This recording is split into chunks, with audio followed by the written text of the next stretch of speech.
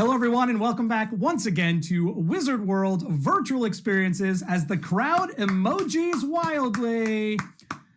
Let's see those emojis out there. You can also applaud from the comfort and safety of your home. We are streaming this panel to you completely free and live on Facebook, Twitch, and YouTube, trying to bring that Comic-Con life to the comfort and safety of your home. And again, we hope you're applauding and hooping and hollering out there because we are about to bring out the cast of Ash versus Evil Dead in just a minute, but also show us your love via those emojis, thumbs up, hearts, all those funky things you can do in Twitch.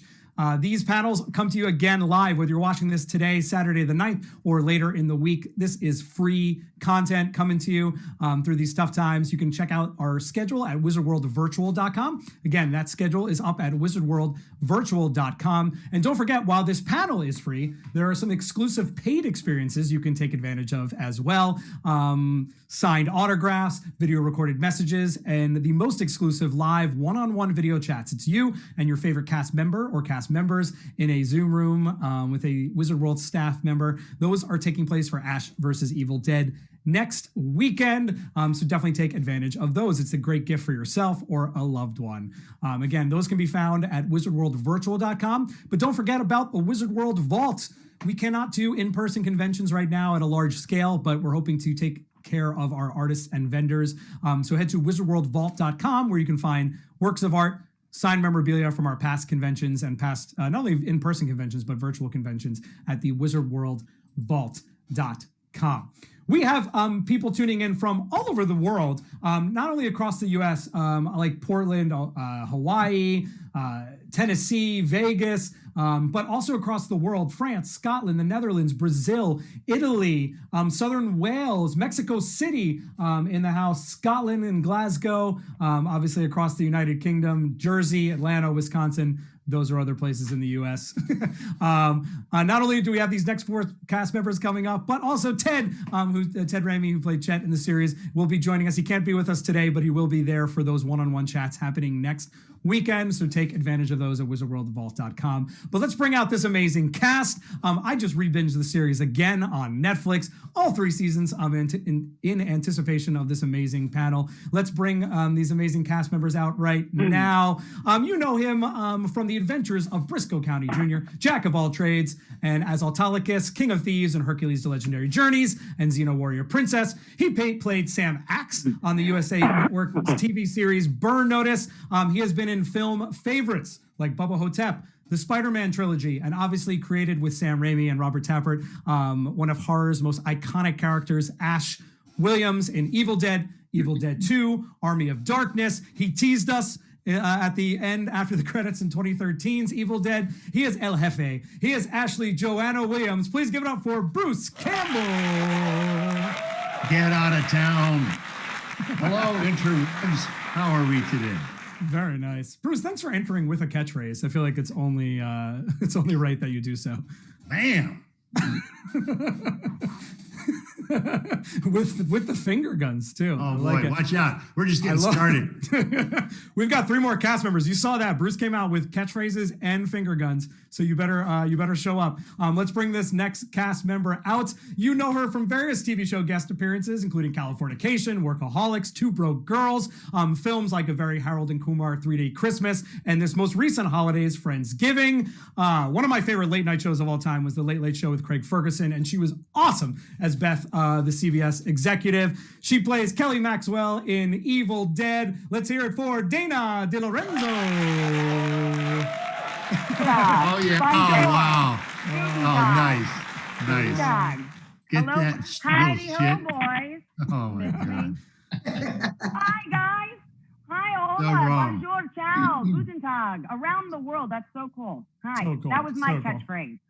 Yeah, that is. Did somebody make that for you, Dana? Did you make that yourself? Yes, Seth. Seth made this for me because of my involvement with that little. Am I allowed to swear on here? I should have asked you that. This is, I will tell you this. This is Ash versus Evil Dead. We know what we're getting ourselves into. So yes, blood, swearing. Okay, well, she could say it, and then anyway, that little felt, you know what, and That so little Seth felt son of a bitch. That's who. There you go. Break the ice, Bruce. We do one episode, okay? one episode with Well, this stupid doll, and I cannot get it out of my life now. We have to introduce more people, so I'll Yes, wait we for my do. rant. We'll talk about that later. So she's gonna combat that little asshole. Oh, the puppet was so good. Oh, the puppet. But Let's yes, thank you, Seth. Let's keep this party going. My gosh, best known for portraying characters Heath Barkley in The Big Valley, Colonel Steve Austin in The $6 Million Man, and Colt Seavers in The Fall Guy, just to name a few. But those are his three most iconic roles. You know, I didn't know that I needed to see Ash Williams' father until this gentleman appeared on screen, and I was like, oh my God, that's Ash Williams' father. That's Brock Williams. Yeah. Oh yeah. Oh and my you God. Find out where he got all of his bad habits too. Yeah. So awesome. One of the greatest entries to the series. We get surprised in the second season. We think we lose him, and then he's back as like Force Ghost. So good. Father of Ash Williams, Brock Williams. Let's hear it for the legendary Lee Majors, everybody. He's in the house. Hey, Mike, how are you guys? Hey. Everybody good? You know, this is... Hello, Mr. Major. Bruce's world. Oh no. No, not when Lee's around. No. I'm good. Yeah, we'll tell you that story later. Lee, so good to have you here. What an iconic cameo. It started off as a cameo, then became an amazing arc as Ash Williams' father. Killing me off every episode, so maybe not last to the end of this Q&A either.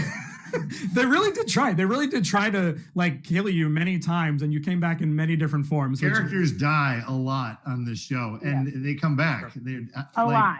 We've all died, I think, 2 or 3 times. Anyway, but I digress. Speaking of a character that has been through multiple rifts in the Ash vs. Dead universe, Dead, a foot in both evil and bad. He has guest starred on shows such as My Name is Earl, Crossing Jordan, Dexter. He was in the films Meet the Fockers, Dirty Deeds Accepted, Girl Fight, most recently in Speed of Life. He is El Brujo Especial. Please welcome Pablo to the stage, everybody. Woo! Ray Santiago. What's going on, dog? And then how many are there emojis for like mind blown for people who haven't seen Ray without his hair and his mustache? Because I imagine it's a bunch of emojis of like that face. We're on a 15-second delay, Dana, but it's all coming through. So no, Ray is now entering right now. We're getting Pablo El Brujo Especial. But how do we feel about, Dana, you saw Ray for the first time in a long time just before in this call, and you were totally surprised by his lack of mustache and cool spiky hair. What are your thoughts while the fans weigh in? I mean, he's always adorable, little Ray, right? But I saw him without a mustache the first time. I think I'm so used to just like Ray and I spent a lot of time together, as you guys know, on Ash vs. Evil Dead, and so I know his face better than my own or anyone's, and so to see it every time, it's like you just keep getting younger. Ray is Benjamin Button. I mean, that Bruno stuff, really, I need to turn that into an elixir. Now, Ray, how long over the years did you have a mustache? I had a mustache and that hair for quite some time, probably like I think maybe like a decade, but I will say this today in front of all of you. Oh. Man, fuck you guys, because not one of you think how fucking ridiculous I looked with that hair. Because you were, okay, I said that to Ray in the makeup chair. Let me just tell you. I won't go into too much detail, Ray. I won't throw it under the bus. I just No. I'm kidding. I look. I mean, Lee. To be fair, Lee, you did throw some shade at my hair one day when it was covering your face because I was sitting in front of you. But I will say, I did have a moment where I looked at a photo and I thought to myself, oh my God, like I look like Gumby. Like why did I have such a tall head? Oh my God, give yourself some credit, Ray. No, the word you're looking for, Ray, is iconic. Oh, that's the word you're looking for. Bruce, they just said that. They just said that in the chat. Next hers just said the hair was it's iconic. Indelible. Right, Yeah. it's indelible. It goes with the character. Yeah. You know? Yeah. And I didn't think, because I had nothing to compare it to. I think I've only seen that hair Right. before now. And so when I saw it, it wasn't like, wow, what's with the bozo hair? I mean, none of us had that reaction. Bozo. And what I remember when we all went on the boat ride, like we had a weekend off, and Mr. Campbell took all of the stunt people, a lot of the crew and cast on a boat ride in New Zealand where we filmed. And Ray, it was really warm because it's opposite seasons, and Ray jumped in the water. And this was season 1, I think. And Ray came out of the water, and it was the first time anyone had seen, because when your hair is wet, Ray, it goes now. And we were like, where's Ray? He's drowned in the water. Bring Ray back. Bring Ray back. I remember Dana, it's funny you mentioned that. I remember noticing that, not in that scene, but in the final episode of season 3 when the rain comes down, because it's a little bit longer there. It's grown a little bit longer, and it like parted in the middle, Ray. It was beautiful. And what I still don't understand, Ray, and you have never answered this, I've asked you this. We both got a lot of crap and blood and guts and viscera thrown on us in 3 seasons. You have had it all over. It never got in your hair. How was that possible? I mean, I think there were definitely some times. I think they picked some viscera. Yeah. But it was never like everything else would get covered, and his hair was just like swing. It was always like a pristine. Sucking up the blood, and it was going in my brain. That's why I became who I became on the show. I like how very, very adorable, very mild mannered Raymond Santiago comes out and is the first one to drop the F-bomb of the whole 4 of us. So he's not. Now you know we're all very filthy. Mustaches are weird. My older brother has a mustache and has for his entire life, and he shaved it off one time, and his wife goes, "You grow that back immediately." She could not look at him without. It's like Tom Selleck looks really weird without a mustache. Well, Bruce, you had a mustache for the last couple times we've seen you, but is now gone as well. What happened there? Yeah, you had a beard. I just like played a cheese ball. I did a movie called Black Friday during the quarantine. It was a COVID production, and I grew a cheese ball manager's mustache that I felt a manager would have, a poor manager. And so I'm hoping to tour with that this summer, COVID friendly in drive-ins. Cool. Very cool. Nice. Very cool. I like that. Go. They don't have to limit their capacity. The crazy thing is I did 2 drive-ins during this first lockdown. Everybody can come. They don't have to block out space. You're already separated, and you're in your freaking car. You're listening through your car stereo, and if you have a good stereo, it actually sounds really good. It's not that crappy silver speaker that you can kill somebody with. And they throw a camera on me, and then that's on the big screen. So you don't even have to have a good view of me. And then my wireless mic goes through the system. So I hope to see some of you or all of you this summer at some point. Pass us through town. Very nice. And Lee, obviously you have one of the most iconic television faces of all time. Not often with a mustache, but I believe, and we've got one of our fans, Nostalgic Podblast, who's a huge fan of $6 Million Man. He got a mustache for a bit, right, in season 4. See, I can't remember exactly, but what is your relationship with mustaches? That's how we're kicking this panel off, everybody. Mustache talk. I have no idea. Okay, well. But generally, Lee, you've been a clean-shaven actor for the most part. Clean-shaven for the most part, I feel like, right, Lee? Clean-cut guy. Right. Boy, I never. Hey, I'm going to tell a Lee story. Go for it. Okay, we're lining up a shot, and he and I are together, and I'm holding the shotgun, and the camera guy goes, "Bruce, hold that gun a little lower. You're blocking Lee's face." I go, "You know what? Lee's been on TV for 40 years, and people know what he looks like." He looks at me, he goes, 50 years. Sorry, Lee. I was off by a decade. I apologize. But 3 shows, over 100 episodes. Yep. This guy. Wait, wrong finger. Oh, yeah. Wow. That guy. No, wow. It's a legend for get sure. Out of town. I love that. Lee, if I can tell one story out of school, they want to re-up for another Fall Guy. And you went to like the Hoover Dam and like hid in a cabin or some shit like that, right? Yeah. Oh, Well, give us a hint because you got a book coming, don't you? Only because you've been forcing me. Yes. You have. Yes. Is this the same book that we were talking about like back in New Zealand? We're like, you got to write this book. This is a book. Oh yeah, let's have it. Yes. Let's have it. Tell us about the book. Tell us about that book. I've got a hell of a cast. I just don't have a plot yet. But anyway, when I get near the ending, if I can find an ending, I will put it out there. But thanks to Bruce, it's going to be all thanks to Bruce. No, look, Lee.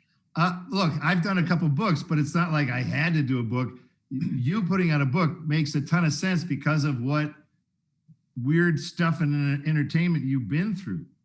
From 80s television. I mean, he was never off the air for a hell of a long time. He was never off the air. Like, people must just think that they know you. They must know you when they see you. Like they think they do. Thank you. Lee, I think I know him when I see him, don't I? Well, and that's a great. I'd love to talk, Lee, because I mean, everyone's very excited, Lee, about Clancy Knox, Sam Burns, all excited about this potential book coming from you. Because again, you are an icon, you are a legend in TV. I want to ask specifically to the cast, but I want to start with Lee from Fine Line Solo, because we have a bunch of fan questions coming in. What were some of your best memories? We have already Ray, Dana, and Bruce kind of chiming in on their memories of you on set. What were some of your best memories of coming into this iconic horror franchise of Ash versus Evil Dead? Well, gosh, it was pretty interesting, but I had never really seen any of the Ash Evil Dead movies, I must confess. But when they asked me to come in and asked me if I wanted to play Bruce's father, I thought, gosh, what a thrill. I am such a big fan of Bruce Campbell. I followed his career. He's the most underrated actor I've ever known. He's really super. And all the cast was just so nice to me that I just appreciated them having me on the show. That was already a successful thing. How could it Lee, I don't think you understand what a coup it was to get you as Ash's dad. I mean, we appreciate your humility, but to get fucking Lee Majors as Ash's dad, there was nobody else on the list. We're like, yes, bionic, Ash with his hand, and to be able to do a scene with you talking about bionic shit, I'm like, okay, this is why I do this stupid business. Because every so often we run into scenarios like this where you go, I'm never going to get this again. I'm never going to be able to duplicate this moment. And so, we were delighted that you got suckered into this, because I know you, Lee. This is not your stuff. I think what saved us for you was the show was funny. I mean, it's violent, it's vile, it's bloody, it is disgusting. But we're hoping what saved it was that, it's not that serious. That was it. I saw all 10 episodes of the first season. Oh, good. And I said, damn, that's a lot of blood, but I mean, Bruce Campbell's sawing people's heads off and blood's flying everywhere, and he's throwing out these crazy, wonderful lines. Who couldn't go for that? That's what you want. You want the video of Lee Majors watching season 1 of Ash vs. Evil Dead and getting his live. Going, okay, now let me get this straight. They want me to be on this show? Wait a second. This show? Okay. Ted Raimi does a much better Lee imitation than I do. He does. Yeah. What's my imitation of Lee? Lee is old school, right? He's an old school actor. New school actors, as soon as they call cut, they're running out of the stage with the phone in their hand, doing live chats and Zooming and everything. And Lee sits in a chair about 5 feet from the set. Or if there's a good chair on the set, he'll sit on that chair. And, he's Lee Majors. People are going to come up to him. The crew is very nice, very great crew. They go, oh, yeah, Lee. Oh, yeah, can I get you anything, Lee? And Lee would just go, I'm good.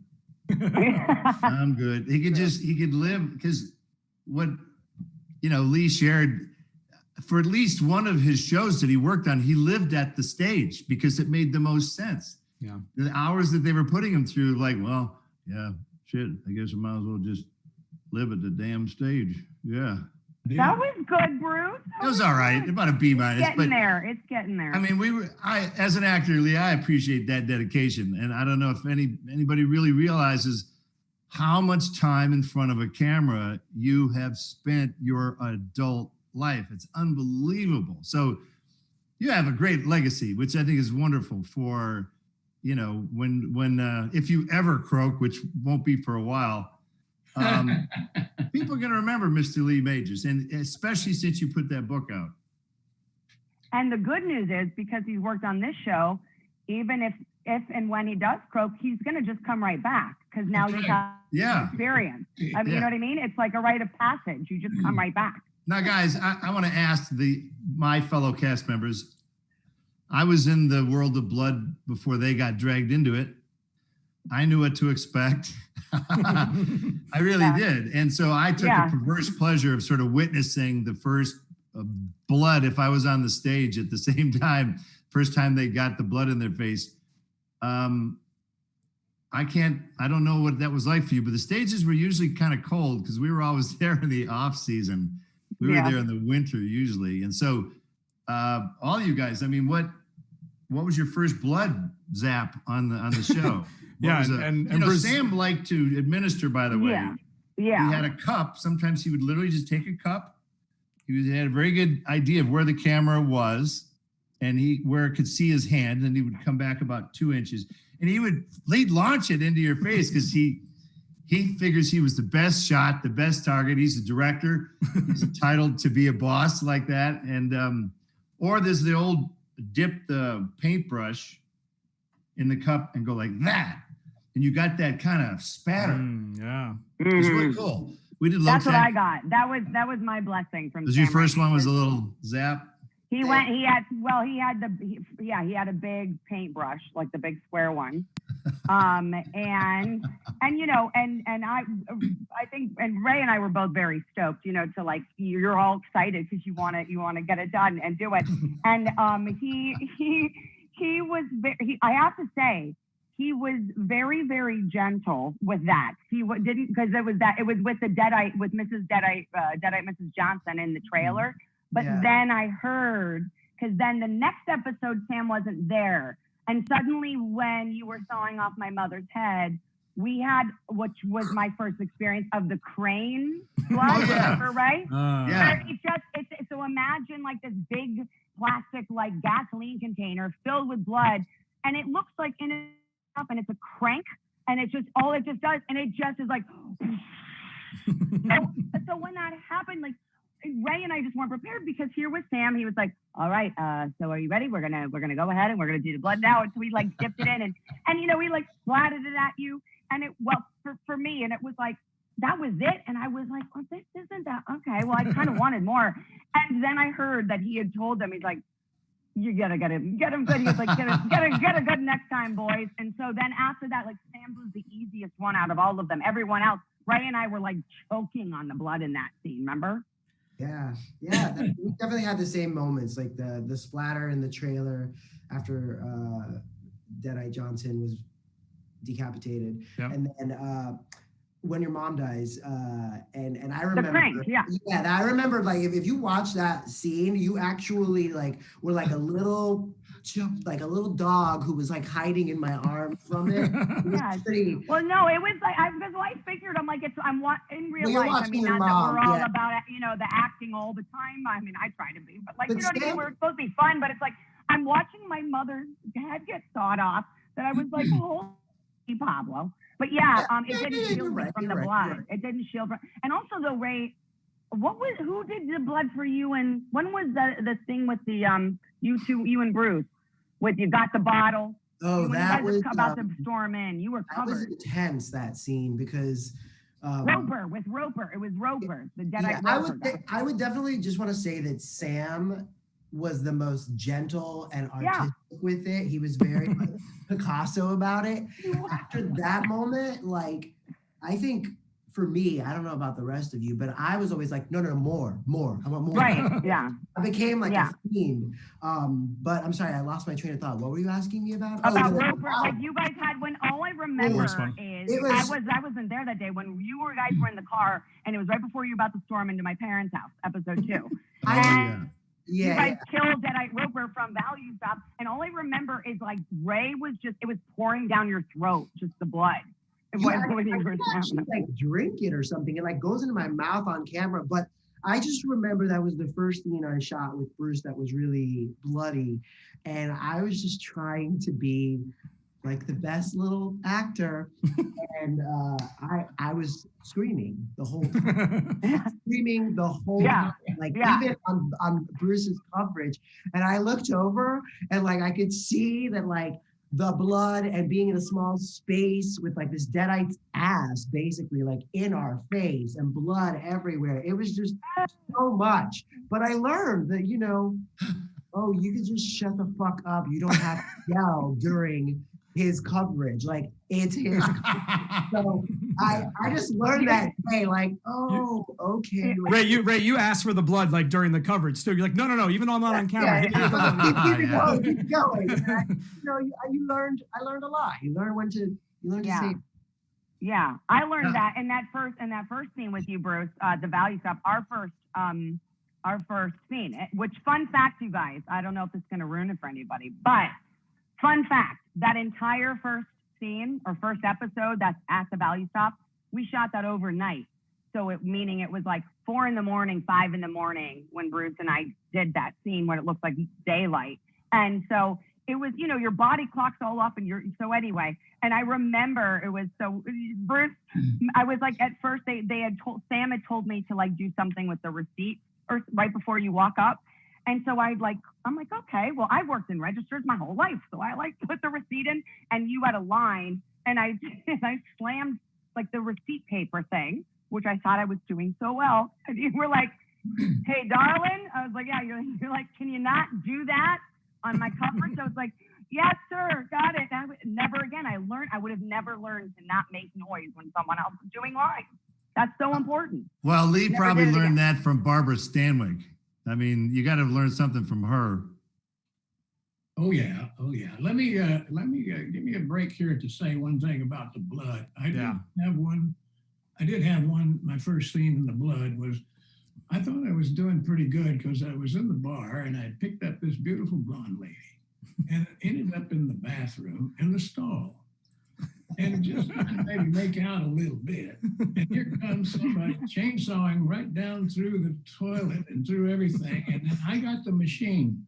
He was sawing her in two, and the blood was that's the crank. That's the crank, yeah. I did not know what had happened.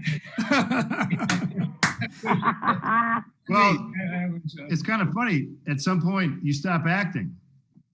You're not acting when you're getting completely drenched.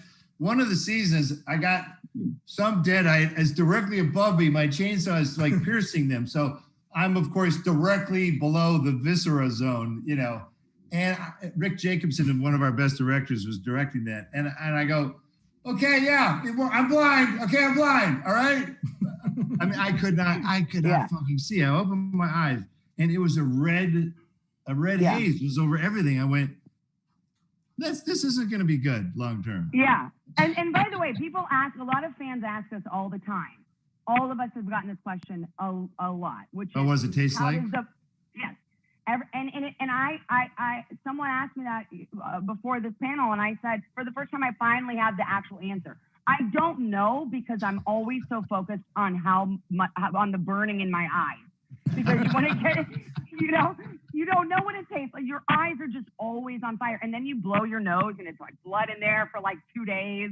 It's good, but they got pretty good over time at scheduling. They tried to hose us near the end of the day, and it always kind of made sense because that way. And I harassed all the folks. I said, look, you see it in the script. If you see that Ash is getting hosed, come to the set with a plan, an evacuation plan. I mean, I can't even get my clothes off half the time because they're sticking to you. So I'd step into a kiddie pool outside of my trailer and just like flop, Yes.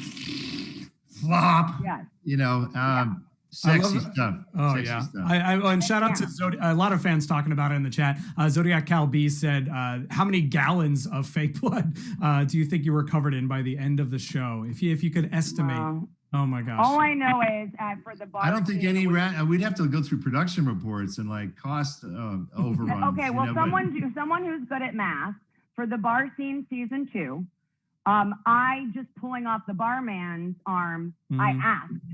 And it was 85 to 90 liters because Anna, the art department girl. Right, but what I Google, And that scene alone, just for the ball, not getting nothing else, was 25 to 30 gallons that they had to just do over and over. So then imagine, then Ray got his, then Bruce got his. So if someone's good at math, do whatever, like 26 gallons, or let's say, 25 gallons per person per each time there was blood, times 3 seasons. Now, That's big shout out to the crew, which Oh my gosh, I still yeah. feel we got one of the Kiwis' best The best. crews for those 3 seasons. The wardrobe people started to paint on rubberized blood. Yeah.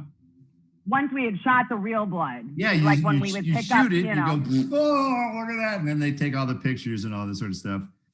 And then they reduplicate it, same drips, same blotches and stuff. And it's rubber and it still glistens and everything. And so you can take the shirt off, put it back on. Nothing was seeping through. The old days, there was the dreaded seep. It would seep into your hole through your clothes and you were doomed. So they did a good job at mitigating what is a chronic problem with horror. Yeah. And just to clarify, so people know, we did get the real blood on us, but what with the rubber blood, what Bruce is talking about is, some of those scenes, they go fast like that, but they take weeks, or they took the week, 3-4 days. Well, then So you're in that same outfit, Right. according to continuity. Right. They And we wanna shoot match out of what it looks order. like. So yeah. So you shoot, or some you don't shoot in order. So one day we would get the blood, and then we'd have to do another, like, and sometimes we're doing more than one scene at 2 different times in the episode. So that's what he means. We did get covered in the blood, but then by season 3, Bruce had pulled the strings a lot. I think by season 3, you were so excited. You're like, check this out. Rubber blood. And Ray and I were like, oh, that's amazing. And he's like, yeah, you guys aren't going to get it. You guys are the new kids. And we did get it. Yeah, an amazing practical effects team, visual effects. I know Roger Murray and his special effects team won Fangoria Awards for it. And I think that's really what brings you into the story, is the commitment to the original practical effects, right? Everything feels real and feels like it's actually happening to you on the spot. And oh my gosh, and when you think they couldn't one up themselves, you know what I mean? You're like, well, we had a lot of blood, but now let's throw in some other bodily excrements. Which Bruce wins that award. I mean, the Of course, my favorite scene. Ash has a fight with a dead body in a morgue, which becomes reanimated, and he has a fight with a colon. Yeah, possessed colon. So that's what I read, but it didn't end there, because we shot that. Okay, I did some gags with a colon. Okay, see you guys. What's for lunch? No. Then I run into Rob Tappert, our diabolical producer. When you realize how twisted this man really is, he goes, "Yeah, I saw the dailies. Yeah, they were pretty good. You're not done yet." I go, what does that mean? What are you trying to say? You got to finish the job. Finish the job? What does that mean? Yeah, you're fighting with the colon. The colon's got to take you home. Take me home? Take me home? Is that up a cadaver's butt? Is that your version of home? Is that what you He went, yep, I think you got the idea. Oh my God. Yeah. So when we filmed it, I was like, okay, we're not rehearsing anything. You're gonna roll the camera, and we're gonna put this thing on like when you're like so ready to go. And as soon as this thing's on, I'm gonna do like 2 things. Then you're gonna get this thing off. I mean, because his dingleberries are right there. Yeah. There. That is what sold it. That's what sold it. Of course, he's got what I learned later was a Prince Albert, which was Rob Tappert. penis dangling in my face. And I'm like, we gotta add that. Right. That's just how it comes out. Right. Once he's in position, then there's the Prince Albert. I'm like, yeah. I remember reading that at the table read, and I believe the words were, Ash is now inside the cadaver who is sitting on him, and from the profile, it looks like Snuffleupagus. Right. Ash has a dick growing out of his forehead. Yeah. But meanwhile, legendary TV actor Lee Majors is still just flipping. I get thrown off of this show a lot. Let me tell me about my last blood thing. I got to the hotel. I thought I'd washed everything off. I stopped in the bar to get something to take up to the room after a long day. And the bartender kept looking at me funny. And picked it up and I kept looking at it. And I got to the room. My wife said, "Oh my God, I had blood all over my neck." And it really looked pretty real. I think that scared the bartender. I don't know what the hell. Oh, God.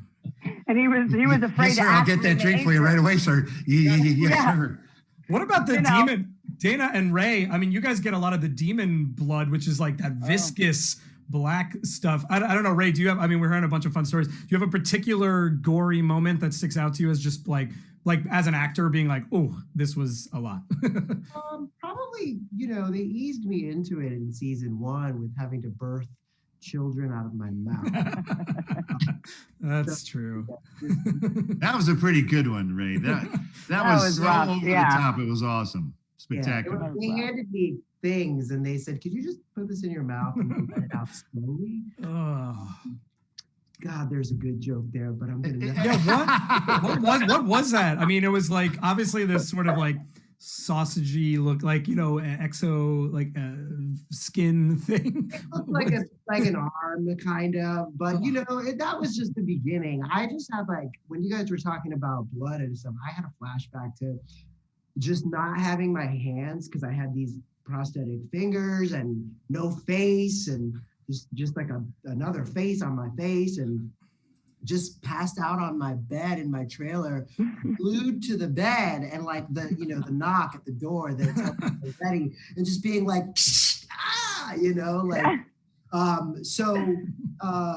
I mean, as crazy as it sounds, it might have been difficult in the moment. Sure. But boy, I don't know if I'm the only one who's going to say this, but I actually really do miss it. It's like, I don't like Halloween though, because Halloween, I'm like, yeah, Halloween, whatever. I did that every day for 3 years. But I do miss playing with the gang very much. Yes, I was just saying that too, that it's like, I don't even recognize my own face without stuff anymore. Well, we had a lot of leeway. I give stars a tremendous amount of credit. Yep. We could say anything, we could show anything, and we did. Yeah. And Stars had its own issues of being found. Like people would be so overjoyed. All right, a new Evil Dead series. Oh my God, are you crazy? What's it on? Stars. Where? And that's and God bless them. They had to launch their own thing. I think we helped them a little bit, but I think they were sort of expecting us to put them on the map. Maybe we helped, but they were great partners. The creative leeway we had. I mean, it's the first show I've ever had where I could, if I had a problem with a draft of a script, it was sort of open threats to the writers. If you don't write the stuff that Ash needs to say, don't be surprised when you see the dailies, because it might change. And it was an open threat. I did this every season. And they did a pretty good job. I'm sure you guys had your own writing issues or whatever. You could tell who wrote well for you or who didn't. But it's the first show that I've worked on where you don't have to make a phone call. I walk up to the script supervisor and I show her my iPad and I go, "Here's scene 32. Can you take the notes? Because here's what it is." And there's no phone call. Because normally, Lee, you've done this with television. You want to make a change, you're making a call. And half the time they're going to go, "What do you want to do?" So the ability to make changes, we would have read-throughs sometimes at lunch.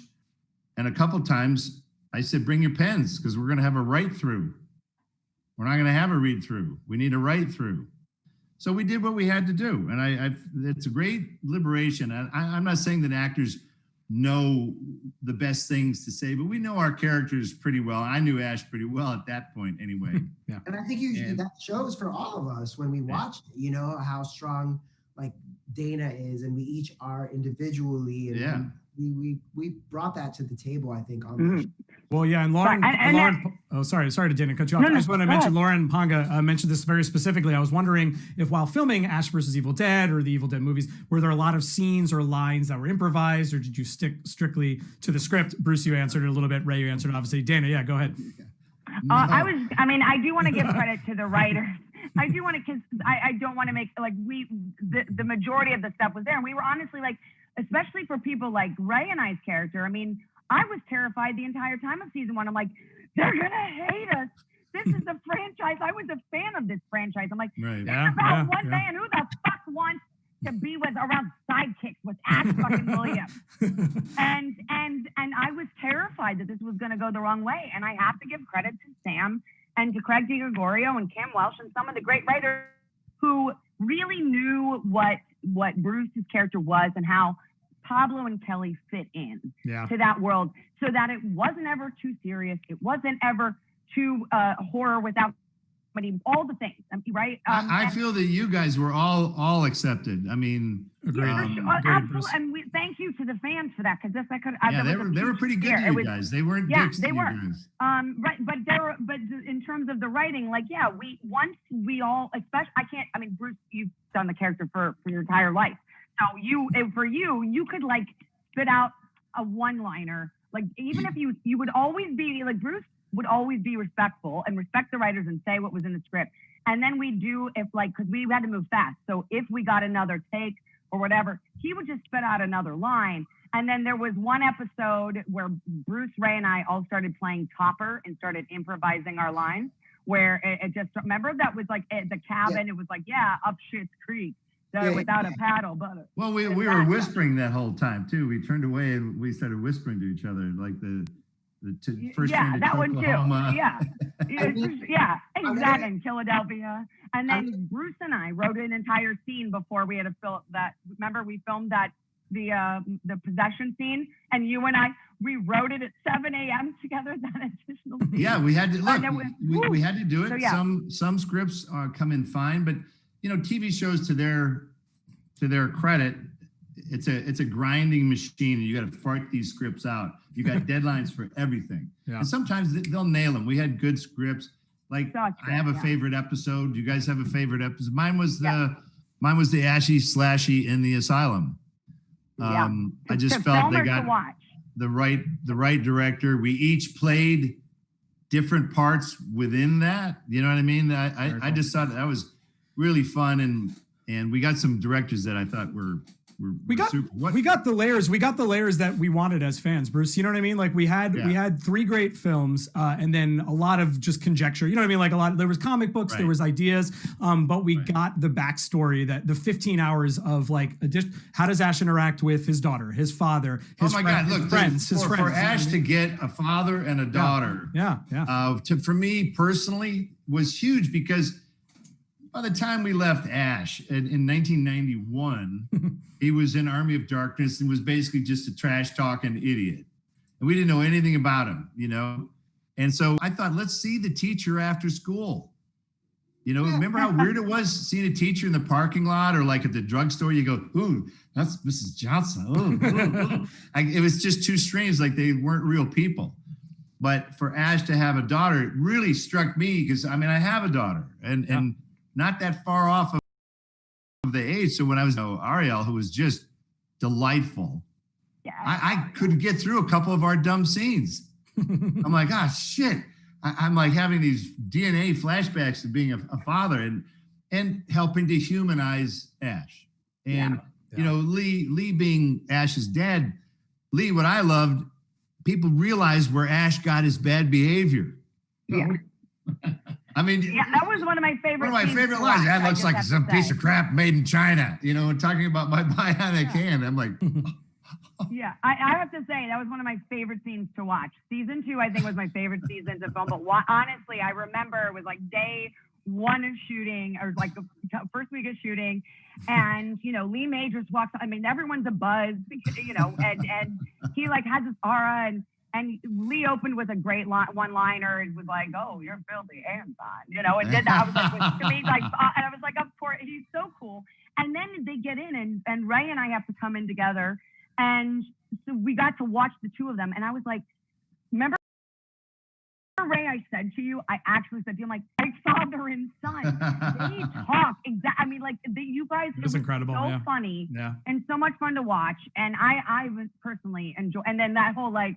the whole Lee, when you said, you're looking for Bigfoot. Yeah. Like, Ray, you're just. Yeah, I mean, and then he just kept calling Lucy Bigfoot the entire rest of the season. Well, cut to Lee's fans on the Hallmark Channel spitting their Diet Cokes out. You know, people that were just, what? Lee Majors is in a new show? Let's tune in and see. Oh, this should be fun. Let's get the whole family. Yeah. Ray, you were saying something a little bit before about one of your favorite moments, or when we were talking about like improvised lines and like fun kind of moments on set. I don't know if you remember. I just wanted to get back. No, I think I was gonna say that, like, on other shows, you probably would never want to try to take that liberty, but like, I saw like Bruce do it a couple times, and I was like, "Ooh, I'm gonna try that. I know I'm gonna try that." And then Dana kept being like, "How do you get away with it?" Like every time I ask them, and I'm like, "Oh no, I'm not asking for permission. I'm just doing it." That's it. That's it. I think after season 1, when I saw that it worked, I was like, okay, I can keep kind of pushing it. Participating in the process. And, you know, Lee was funny. We attacked him in his trailer. A couple of us piled in there. It was early on, and we had butchered a scene. And there are all these written scribbles in it. We go, okay, Lee, it's not going to be that. Okay, it's going to be, you say this, you say that, you say, and there's this long pause, and Lee goes, "You guys rewrote the scene?" Well, yeah. And Lee, isn't it great? Like, it really crackles now, and, you know, this and that. And we thought it'd be kind of fun. He'd go, "You know, I memorize these lines, you know. I just want you guys to know that, like, you know, I memorize these lines, okay?"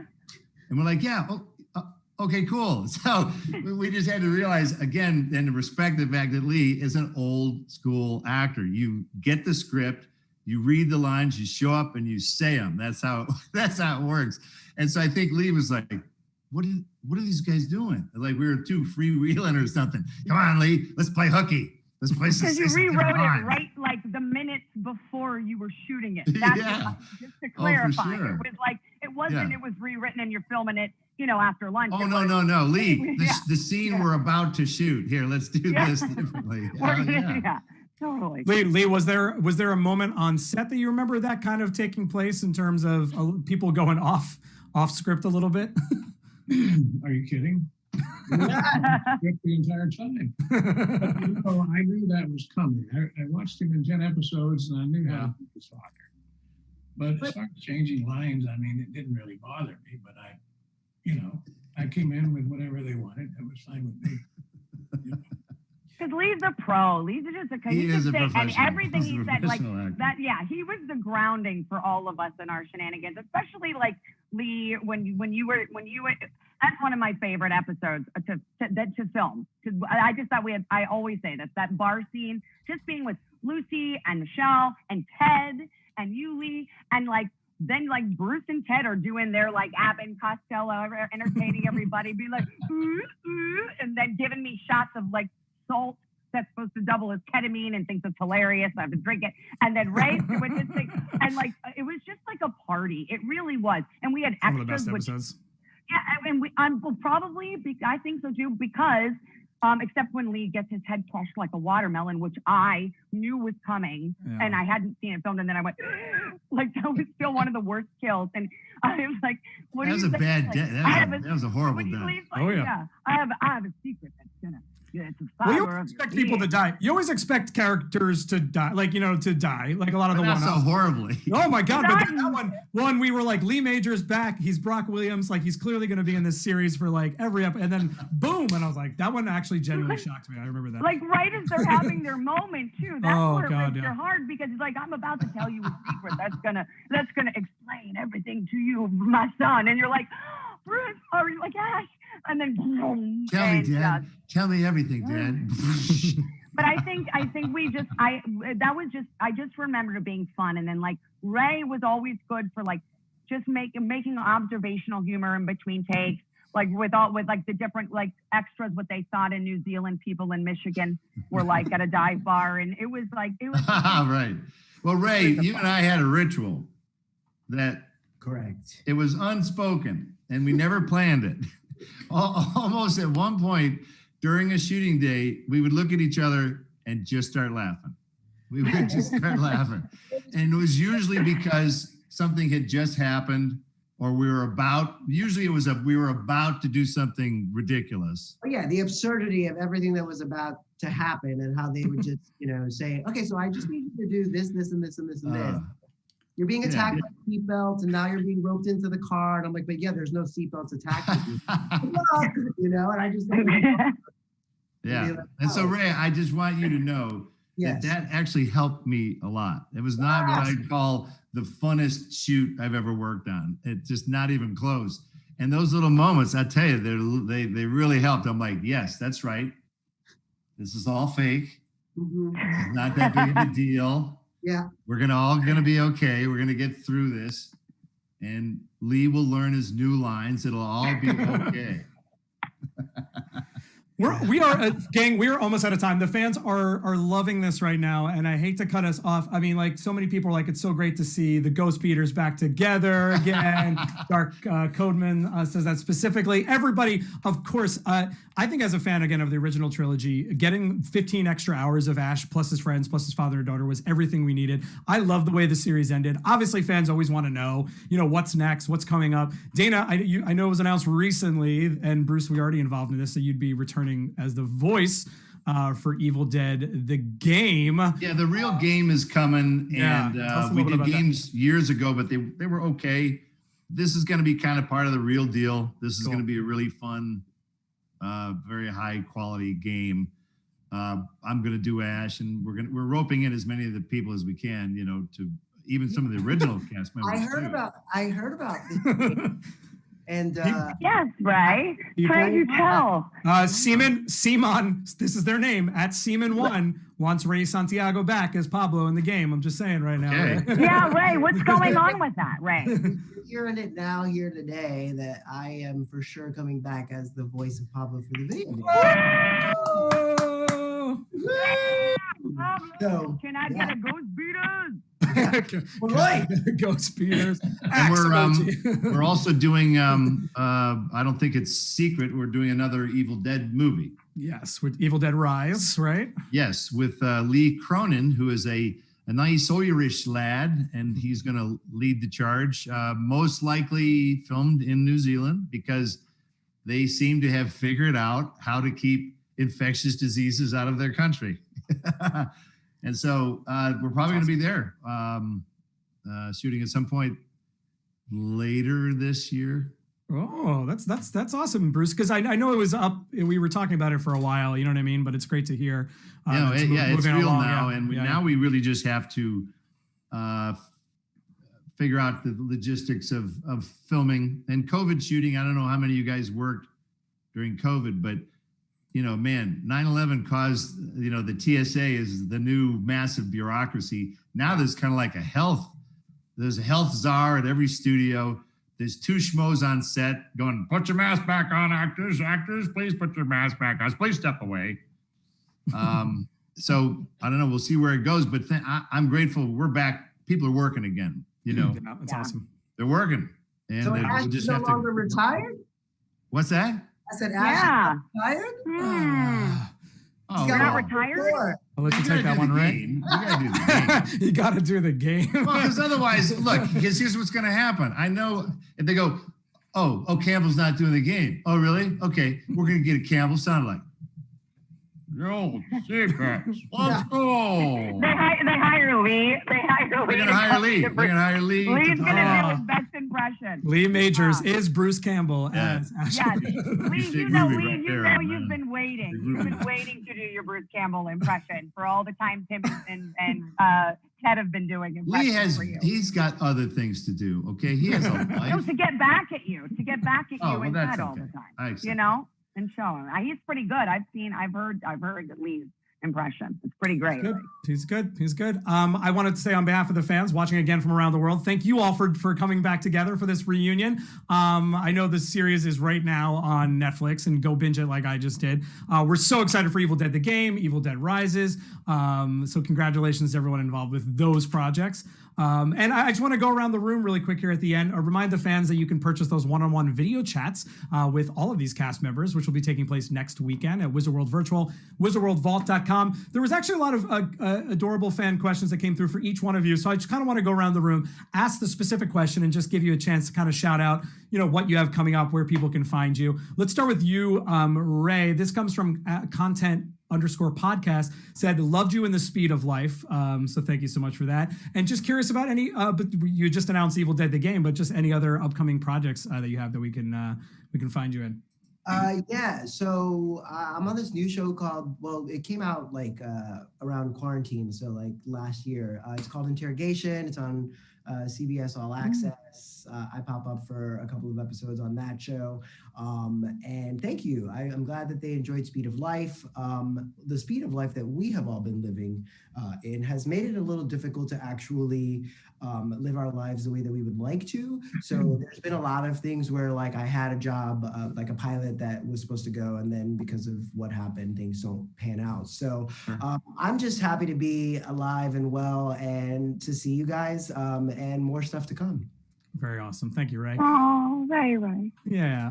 Lee, again, thank you so much for being here, for doing this show. As at Nostalgic Podblast, as a very specific Fall Guy, we've seen the resurgence of $6 Million Man and Fall Guy fandom, and he was just wondering, as a executive producer, if there's any news about. You talked about the book, so that's awesome. Can't wait. So many fans were excited about that. But any word of Fall Guy coming to home video in some sense, streaming or DVDs or anything like that? They were super curious as when we can see that more accessibly. Those I have no idea. But I have a couple of films lined up in London whenever they can get over their lockdown. Awesome. And other than that, I'm just waiting on the Ash vs. Evil Dead to ask me again. We want Force Ghost. Everybody wants Force Ghost Brock Williams. I mean, come on. What's pretty good? That's awesome. And congratulations on the book. Do you have is there a title for the book that we should be looking out for? Lee. Still work in progress? Not yet. Okay, no worries, no pressure. But I know, again, just speaking on behalf of the hundreds and hundreds of fans that are in the chat, people are looking forward to it. So thanks for that. Dana, we have a fan that is a fan of yours before all this as a musician at @screening_space. Just said you have a terrific voice. Have you ever thought about auditioning? Oh, thank you. Have you ever thought about auditioning for a musical? So maybe answer that question and just let us know again sort of about what's upcoming for you. Thank you. That's very kind of you, I'd say, to that fan. No, I had done an Amy Winehouse tribute band, and I started off in musical theater. And then I don't know if it was all my talking or the level of talking, but I got nodules very, very young that I just had to have vocal surgery for last year. And so that sort of went out the window for musicals and my Amy Winehouse. Your Amy Winehouse is sick. So good. Yeah. So good. Thank you, bro. Thank you. That's very not even bullshitting. Oh, Bruce, that means a lot. Thank you. Ray and I really were pushing for a musical episode of Ash vs. Evil Dead because people were talking about it. Yeah. That's why he's laughing. That's Yeah. why he's laughing. And then you guys did get to sing in the credits. You and Lucy did get to sing after I forget what episode. But look it up. Anyway, Yeah. Lee can sing. We all should have done it. Let's have a special musical episode of Ash vs. Evil Dead. Who wants it? Show them in the comments. There should be an Evil Dead Christmas special. Why not? There is an Evil Dead the musical out there. There is an Evil Dead the musical. Right. Oh, I know. I've seen it, but I mean, of all of Ash vs. Evil Dead, the musical episode that is then gonna. Well, then we can. Lee comes back. The ghost comes back and does a whole big belting number. I'll only do it if I can do a little tap dance, just a little tap number. So good. But yeah, I'm doing actually the only thing I could work on recently is voiceover stuff. So not that that's a bad. I'm like super excited. I'm not allowed to say what they are yet. They haven't been announced, but a couple. Cool. One's going to be on Netflix and another show that'll be really really fun. So I'll let you know more about that down the road. But yes, so I'll be lending my voice to a few things, which is exciting. But mostly the game I'm mostly excited about. Yeah. Oh, I mean, people are stoked. And Bruce, last but not least, obviously, Cool Side of My Pillow is what everybody's ranting and raving about. I know you talked about the audiobook for that. Specific question, so I want to hear a little bit about that. But the specific question from Next Tours is we know that you're BFFs with Sam Raimi, have always appeared in cameos. So people are curious, I know you can't give any spoilers about his Doctor Strange movie coming out, and if there is any inkling of a cameo there, or if you'd be interested in a cameo there. If I were to answer your question, Marvel executives would swoop down and put you in a spider web and suffocate you. Exactly. So we can move quickly past that one. But one can make reasonable assumptions as to a long-term association with a certain friend that might make sense in a certain universe that I have been in before. So that's about all I can say contractually. That was pretty good. That was more than most people give away. But I can say this too. I'm publishing some crap too. Great. I started a publishing company called Eastmore Media, and that's a street I grew up on. It's this very, very highfalutin name, and I have a ton of screenplays. And movies are really hard to get made. I don't know if you guys acknowledge that. I mean, Lee made movies. We've all worked on movies. They're hard to get made. And I got a stack of stuff that I'm like, well, okay, that might cost $10 million, but why don't I put it out as a book?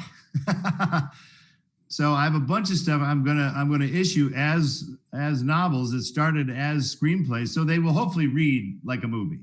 And if one of them actually decides to get sold to anybody, then I'll blow the dust off the old screenplay. Oh, here, look, I happen to have a screenplay. So like everybody else, I'm tap dancing, and That's I'm awesome. grateful to the world of self-publishing. It's there, it's real. Audible works. I know it for a fact. No studio intervention. They didn't have one note of the content of any of this stuff. So I'm kind of enjoying what technology is allowing us to do, including being here today. Yeah. That's awesome. That's awesome. Well, I know. I miss your faces. Yeah. And shout out to Ted Ramey, again, who'll be joining fans next weekend. I know you and Ted also have an album as well, again, that you were able to produce during this time that you mentioned before. Yep. Yes, it's my first stab at a comedy album. So watch out. Yeah, hide the children. It's called The Lost Recordings by the host Lames Gypton. He's worked with the National Archives and the executive branch, and they have found a treasure trove of recordings of the Hollywood's golden era that have never been heard before. So we're going to hear Sean Connery have problems with his dentures, like big problems with his dentures. We're going to have Humphrey Bogart. He's a little overworked. Let's just say that. Then we have a Nixon Elvis meeting, and then we also have John Wayne meeting John Kennedy, who didn't necessarily see eye to eye. So it's fun recreating what would sort of sound like an old movie. You know what I mean? Yeah. Like we're adding in like noise, because everything's digital now. So if you want a soundtrack to sound scratchy, you have to actually add it as a sound effect. But we found, I had a good sound engineer. He dug up some old timey stage noises, like the big doors. They used to have these, you know, this kaboom. It sounded like a tomb closing these old studio doors. So we got a couple of those old bells, you know, the old ringers, and then the slates. The slates used to sound like 2x4s being smashed together. You know, so I love all things audio, and Ted and I basically do a series of really bad imitations, but you know, it is what it is. They're awesome. Not bad. They're phenomenal. And we'll see. Much fun to watch. We'll see. I got to figure out how to get it to the masses now. Yeah. Well, I mean, fans are chiming in. They're loving hearing from all four of you. Here from the Sky says, so great to hear what everybody's cooking up. Cal Ward says, so excited to see what everything people are working on. Thank you guys for making this happen. Thank you. This has been such a treat, such a pleasure. We're so excited for Evil Dead, the game, Evil Dead Rises, all your upcoming projects. Go on Netflix now. You can binge the entire amazing 3 seasons of Ash vs. Evil Dead. One more time, one more big round of emojis for the cast of Ash versus Evil Dead. Let's hear it for Ray Santiago, Lee Majors, Dana DeLorenzo, and Bruce Campbell. Bye, boys. Out of the game. Hey. All right, guys. See ya. Bye, Signing everybody. off. Bye, guys. Good to see you. Yay. See everybody. Bye, guys.